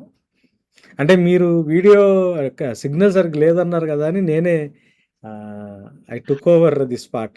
లేకపోతే మీకు అంటే ఆడియో వస్తుందన్న, నేను ఓకే మాట్లాడతాను. Okay yeah yeah please over to you. మీరు యా ఎస్ అన్న. థ్యాంక్ యూ అన్న, చాలా వండర్ఫుల్ సెషన్. ఎనీ క్వశ్చన్స్ అండి? మీరు ఇప్పుడు మీ రిఫ్లెక్షన్స్, మీ థాట్స్ కూడా అన్నతో షేర్ చేసుకోవచ్చు, మీ డౌట్స్ అడగచ్చు. జోసెఫ్ అన్న, good evening. Good evening. Good evening Roshan. ఈరోజు గ్రేస్ అండ్ రెస్పాన్సిబిలిటీ అన్న. గ్రేస్ ఒక పక్క గ్రేస్, ఇంకొక పక్క రెస్పాన్సిబిలిటీ అనే కనెక్షన్ తీసుకొచ్చారన్న. అది అంటే ఇప్పుడున్న పాస్టర్స్ కానీ, లేకపోతే ఇప్పుడున్న సేవకులుగా చెప్పుకుంటే వాళ్ళు కానీ, ఎవరు కానీ అంటే ఇంత డీప్ గా మనకి చెప్పేవాళ్ళు లేరన్న. అంటే అంటే అర్థం చేసుకోవాలి కదా, వాట్ డస్ గ్రేస్ బ్రింగ్, అంటే మనకి ఏం తీసుకొస్తుంది, లేకపోతే మనం ఎట్లా అనేది, దాన్ని బట్టి కదా మన రెస్పాన్సిబిలిటీస్ తెలుస్తాయి అనేది వెరీ ఎన్లైటింగ్ అన్న. అంటే ఇంటర్ప్రిటేషన్లో మనం అందుకే వర్స్ని అంటే ఒక్కదాన్ని బయటకు తీయకూడదు. మనం ఏం చేస్తున్నాం, రోమన్ చర్చ్ హిస్టరీ చూసాం, ఏ కాంటెక్స్ట్లో రాస్తున్నాడో చూస్తున్నాం, పాలు ఏ కాంటెక్స్లోంచి వచ్చాడో చూస్తున్నాం. వీటన్నిటిలో నుంచి ఆ ఒక్క వర్స్ని పట్టుకోగానే మనకు అంత మీనింగ్ వచ్చింది. జనరల్గా మనం ఏం చేస్తామంటే బైబిల్ చదివేటప్పుడు కాంటెక్స్ట్తో సంబంధం లేకుండా టెక్స్ట్ని బయటకు తీస్తాం. బయటకు తీసినప్పుడు ఇప్పుడు ఎఫిషియన్స్ 3:2లో మీ కొరకు నాకు అనుగ్రహించబడిన కృప వలన ఏర్పాటు అంటే మామూలు అయిపోద్ది. దాంట్లో ఒక పెద్ద మర్మం ఏం కనిపించదు. కానీ ఎప్పుడైతే మనకి చర్చ్ మ్యాండేట్ ఏంటి, ఆ చర్చ్ హిస్టరీ ఏంటి, రాసేవాడు ఎవడు, ఆయన బ్యాక్గ్రౌండ్ ఏంటి, ఈయనకెందుకు రాస్తున్నాడు, ఈ మోటివేషన్ ఏంటి, ఇది అర్థం చేసుకున్నప్పుడు ఒక్కొక్క మాటలో మనకి చాలా విషయాలు క్లారిటీ వస్తుంది. So we need to read the text in the proper context. అది మళ్ళీ టీచర్ గొప్పతనం కూడా ఏం కాదు, నా గొప్పతనం కూడా ఏం కాదు. మనం ఏం చేయడానికి ట్రై చేసామంటే బైబిల్ని కరెక్ట్ కాంటెక్స్ట్లో చూడటం మొదలు పెట్టాం. ఓపెన్ అవుతుంది అట్లా. Very good session. Yeah, thank you. Any more questions అండి? ప్లీజ్ మీరు అడగచ్చు. నేను కాదు కానన్నా, మీ సెషన్ కడుపు నిండట్లేదన్నా. కొంచెం ఎక్కువసేపు ఉంటే బాగుంటుందేమో అనిపిస్తుంది. త్వరగా అయిపోతున్నట్టు ఫీల్ అవుతున్నాను నేను. అప్పుడే అయిపోయిందా అనిపిస్తుంది. I don't know about others. అన్నా మీరు అట్లా చెప్పొద్దు అన్నా, ఇప్పటికే 1 hour. అంటే నాకు లెంగ్దీ అవర్స్ చెప్పడం అలవాటు.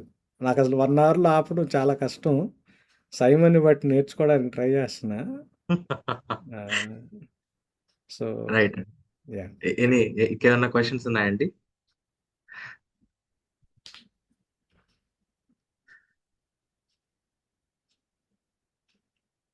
మీరు అంటే మీరు రిఫ్లెక్షన్స్ కూడా చెప్పొచ్చు. నా రోషన్ చెప్పాడు. Hi sir. అన్న ఆయన మాట అంటే క్వశ్చన్ ఏం కాదు సార్. అంటే ఇప్పుడు మనకు వేరే వాళ్ళ పట్ల, మన సహోదరుల పట్ల రెస్పాన్సిబిలిటీ ఉంది అన్నప్పుడు మనం అంటే కంప్లీట్ గా జీరో అవ్వడానికి కూడా ప్రిపేర్ అయి ఉండాలి కదా సార్. జీరో అయితేనే అవతల రెస్పాన్సిబిలిటీ ఎత్తుకోగలుగుతాం. జీరో అవ్వకుండా అసలు మనకి ఆ ప్రిపరేషన్ రాదు. మనల్ని మనం ఉపేక్షించుకోవడం అంటేనే మీనింగ్ అది. వాయిస్ ఉపేక్షించుకోకుండా బ్రేక్ సిలువ అవుతుంది సార్. నాది అవుతుందా? లేదన్న, మీకు నెట్వర్క్ ఉన్నట్లేదన్న సురేష్ అన్న. అదే కొంచెం అందుకే వీడియో ఆఫ్ చేస్తున్నా. అదే మనల్ని మనం ఉపేక్షించుకోకుండా మాత్రం సిలువ ఎత్తుకోలేం. ఉపేక్షించుకోవడం అన్నది ఫస్ట్ థింగ్. డినై చేసుకోవడం మనల్ని మనం. సార్ అదే అంటే మిమ్మల్ని ఫాలో అవుతున్నా, అంటే మిమ్మల్ని అంటే మీరు చెప్పే వాక్యాన్ని కొంచెం క్రాస్ రెఫరెన్స్ చేసుకున్న తర్వాత ఇక్కడ ఏదైనా వర్కౌట్ చేద్దామని చాలా ఇయర్స్ నుంచి ట్రై చేస్తున్నాను. అయితే అవి రిటర్న్ గా నా మీదనే పడతా ఉన్నాయి అనమాట. స్టిల్ ఇప్పటికి కూడా నేను ఇజ్రాయెల్ జనాంగం మధ్యలో మోసేలాగా ఉన్నారేమో. సార్ అసలు అదే కదా, మోసే పొద్దాక అదే మాట. నేనేమన్నా కన్నానా బాబు, ఏంది నాకు ఈ తలనొప్పి పెట్టాడు, వాళ్ళు తీసుకొచ్చి పెట్టారని. చాలా ఆదా అయిపోతుంది సార్. అంటే నేను ఏదన్నా చిన్నగా స్టార్ట్ చేద్దామని చాలా ఇయర్స్ నుంచి ట్రై చేస్తా ఉన్నాను. ఏది ఏది ఏది వేస్ట్కు పోదు సురేష్ గారు. ఇవన్నీ లెసన్సే. బైబుల్ కాలేజీలో కూడా నేర్చుకోని లెసను ఈ నలుగురిలో మీరు నేర్చుకుంటారు. అవును సార్. అదే సో దేవుడు దేన్ని వృధాగా పోనీడు. అంటే డైరెక్ట్ మా పాస్టర్ గారు కూడా రీచ్ అయ్యాను. అన్ని ఎలా అంటే చిన్న సిల్లీ రీజన్స్ చెప్తా ఉన్నా రిజెక్ట్ చేయడానికి. కొంచెం బాధ అనిపించింది. అట్లా ఇప్పటికి Yeah. ట్రై చేస్తాం. ఇప్పటికి ఏం ఆపేయలేదు, ట్రై చేస్తా ఉన్నాను. అంటే చిన్న గ్యాదరింగ్ అన్న స్టార్ట్ చేద్దాం అన్నట్టు చాలా ఇయర్స్ నుంచి వాళ్ళ వెనకాల పడుతూనే ఉన్నాను. బట్ వాళ్ళు ఇంకా రిజెక్షన్స్ చేస్తా ఉన్నారు. అంటే ఇవన్నీ చూస్తా ఉన్నప్పుడు ఏంటంటే మనము ఎంత దానికైనా రెడీ అయ్యి స్టెప్ వేయాలని. అవును. అంటే కొన్నిసార్లు అవ్వట్లేదు సార్. అంటే మనుషులుగా ఉన్నప్పుడు తీసుకోలేకపోతున్నాను. అంటే మనుషులకి ఏది అసాధ్యమో పరిశుద్ధాత్మ దేవుడికి అది సాధ్యం. సో మీకు అవ్వట్లేదు అని మీకు అనిపిస్తుంది అని అంటే మీరు కరెక్ట్గానే ఉన్నారని మోసపోకుండా. అదే డౌట్ ఉండే. అంటే అదే అదే అదే ఇప్పుడు నేను చర్చ్ రన్ చేస్తున్నప్పుడు నేను ఒక్కడే కూర్చుని ఏడ్చేది ఏందయ్యా అంటే, ప్రభు ఇది అవ్వట్లేదు ప్రభు అని. నా వల్ల కావట్లేదు అన్నది మీకు ఉంది, మీకు ఆ ఫీలింగ్ ఉంది అని అంటే you are in a right line అని. మీకు నేను చేయగలుగుతున్నానని ఫీలింగ్ వస్తే కొంచెం జాగ్రత్త పడండి.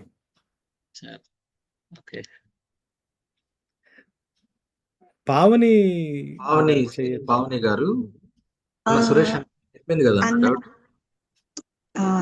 నేను రెండు విషయాలు చెప్పాలనుకుంటున్నానన్నా. ఫస్ట్ది, ఇప్పుడు మీరు చెప్పిన దాన్ని బట్టి ఎదుటి వాళ్ళ కోసం దేవుడు నా జీవితంలో కృప ఇచ్చాడు అనే మాట నాకు ఒక డెలివరెన్స్ లాగా ఉందన్న. ఎందుకంటే నాకు అర్థమవుతున్నది నా చర్చ్ వాళ్ళకి ఎందుకు అర్థం అవ్వట్లేదు, లేకపోతే నా ఫెలోషిప్ లో వాళ్ళకి ఎందుకు అర్థం అవ్వట్లేదు, నేను ఆలోచిస్తున్నట్టు వాళ్ళు ఎందుకు ఆలోచించలేకపోతున్నారు అని ఒకంత బాధ ఉన్నా, ఆ బాధ కాస్త కొన్ని సందర్భాలలో కోపంగా మారిపోయిన సిచ్యువేషన్స్ నాకు ఉన్నాయన్నమాట. అరే వీళ్ళు సేవకుల పిల్లలు కదా, వీళ్ళు సేవకుల కుటుంబం నుంచి వచ్చిన వాళ్ళు కదా, వీళ్ళు ఎందుకు ఇలా ప్రవర్తిస్తున్నారు, వీళ్ళకి ఇది కూడా తెలీదా, ఇలా ఎందుకు ఉంటున్నారు, ఇన్ని ఆలోచనల మధ్యలో ఆ ఫిక్షన్ నేను తీసుకోలేకపోయేదాన్ని. సో స్లోగా వాళ్ళతో మాట్లాడడం తగ్గించేసి, ఎందుకులే నా పని నేను చేసుకుని వెళ్ళిపోతాను అన్నట్టుగా ఊరుకున్న సందర్భాలు ఉన్నాయి. కానీ ఇప్పుడు మీరు చెప్పిన మాట వల్ల నేను ఒక సర్టెన్ స్టేజ్ వచ్చిందన్న నేను ప్రేయర్లో, ప్రభువా నేను వీళ్ళెవరిని ప్రేమించలేకపోతున్నాను, నన్ను క్షమించి ప్రభువా, నా హృదయంలో ప్రేమ లేదు అని అగ్రీ చేసే పరిస్థితులు వచ్చాయన్నమాట. కానీ మీ మాట it went like a deliverance to me. Thank you so much for sharing that. అన్న, రెండోది, ఇది ఈ రోజు మెసేజ్ గురించి కాదు, నిన్న మీరు చెప్పిన సండే మెసేజ్ నేను విన్నాను. అందులో నాకు ఒక క్వశ్చన్ ఉండింది, దానికోసం అడగొచ్చు అంటే అడుగుతాను. నాన్న మీరు కాల్ చేసేయండి, లేకపోతే మనం ఆ, అంటే ఇది రికార్డెడ్ వెళ్తుంది కదా, మీరు నా నెంబరు ఉంది అన్న, నా దగ్గర యా ఉంది. Yeah you can call me అమ్మ. షూర్ షూర్, థ్యాంక్ యూ అన్న. యా యా థ్యాంక్ యూ అండి పావని గారు. అన్న వైండప్ చేసుకుందాం అన్న. ఇంకెవరైనా షూర్. అడుగుతారా? మీరు ఎనీ మోర్ సీరియస్ క్వశ్చన్ ఉంటే మీరు త్వరగా అడగండి, లేదంటే క్లోజ్ చేసుకున్నాం, చాలా టైం అయింది ఇప్పుడే. ఓకే రైట్, క్వశ్చన్స్ ఏం లేనట్టున్నాయన్న, చిన్న ప్రేయర్ చేయండి అన్న, క్లోజ్ చేసుకున్నాం. యా పరిశుద్ధడానికి స్తోత్రాలు తండ్రి దేవా, నీకు వందనాలు, స్తోత్రాలు నాయనా. నీ మాట ప్రభా ఎంత శ్రేష్టమైంది ప్రభా. నాన్న సిస్టర్ చెప్తున్నట్టు ప్రభా, సత్యము నేను మమ్మల్ని స్వతంత్రులుగా చేస్తుందని ప్రభా, అనుభవపూర్వకంగా తెలుసుకోవడానికి మీరు ఇస్తున్న కృపను బట్టి మీకు స్తోత్రాలు. నేనా సకల మహిమ ఘనత ప్రభావాలు కేవలం నీ మాత్రమే ప్రభా. నాయనా నేను ఎంత అల్పుండో నాకు తెలుసు ప్రభా. నాయనా నీవు ప్రభా, నాయనా నీ బిడ్డలతో మాట్లాడుతున్నామని నీకే మహిమ ఘనత ప్రభావాలు చెల్లిస్తూ ఉన్నాం ప్రభా. నాయనా మరి మా జీవితంలో కృప ద్వారా మాకు వచ్చిన క్వాలిఫికేషను, ఏ బాధ్యత కొరకు వచ్చిందో, ఏ రెస్పాన్సిబిలిటీ ఎత్తుకోవాలని వచ్చిందో ప్రభా, అది మేము గమనించుకోవడానికి సహాయం చేయండి. సంఘంలో ఉన్న బిడ్డలుగా రోమా సంఘస్థులు ప్రభా, వాళ్ళ ఆ బాధ్యతని వాళ్ళు తెలుసుకోలేక వాళ్ళు జీవిస్తున్నప్పుడు నీ చేత సరిచేయబడిన పౌలు గారు వాళ్ళకి రాస్తున్న లెటర్లో ప్రభా, ఈ మాటలు మేము గమనించగలుగుతా ఉన్నాం. మా జీవితాలు మా బ్రతుకులు ప్రభా రికమెండేషన్ లెటర్స్ అన్న విషయాన్ని అనేక మంది చదివి నీ మార్గానికి ఒక సాక్షులుగా మమ్మల్ని గుర్తిస్తారన్న విషయాన్ని మేము గమనించుకోవడానికి సహాయం చేయండి. Help us to be lord father God a proper recommendation letters, Lord Father God, to the truth and the way, Lord Father God, that you have given us, Lord Father God. ఆ కృపలో మేము అందరం స్థిరపడటానికి సహాయం చేయండి.